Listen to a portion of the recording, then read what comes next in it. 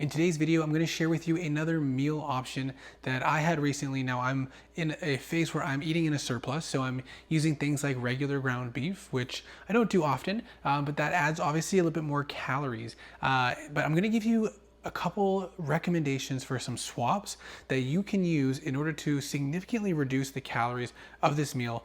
Again, fairly simple and straightforward. I try to aim for a high fiber, lots of vegetables and fruit in my diet, as well as making sure that we're having a very voluminous, filling, and protein-packed meal, which I'm gonna share with you today. We're gonna be doing some ground beef, some veggies, and some eggs, and then we're gonna have some toast on the side.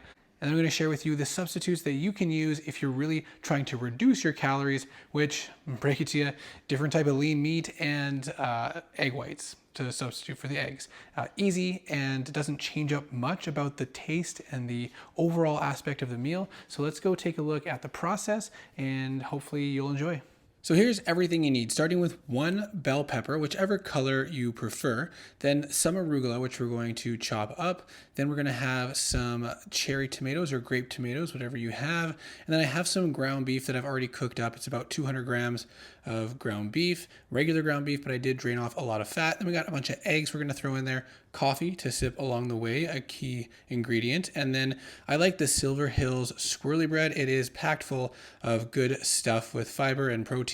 Definitely makes the carbs go a lot further than just the carbs. I do use about half to 1 tablespoon of olive oil for the entirety of the meal, and we start off with the pepper, as this is going to take the longest to cook and soften, and the rest of it actually goes quite quickly. So you just mix that around, let it fry up a little bit in the pan there with the oil. You add some seasoning along the way, in particular the garlic, the pepper, and the salt. And then I also have this mix of other kind of herbs and spices that I generally will use, but these four are the staple for me: basil, parsley, oregano, and dillweed. For some reason, I just got in the habit of using them in most of my meals, and it actually works quite nice. So once the pepper gets nice and soft and a little bit charred maybe, I decided to add the ground beef in there. It was, again, already cooked, so it was mostly just heating it back up and getting it to sort of blend in with the red pepper. And if you are cooking it at the same time, you can either start with the meat, put it aside, or start with the peppers, put them aside,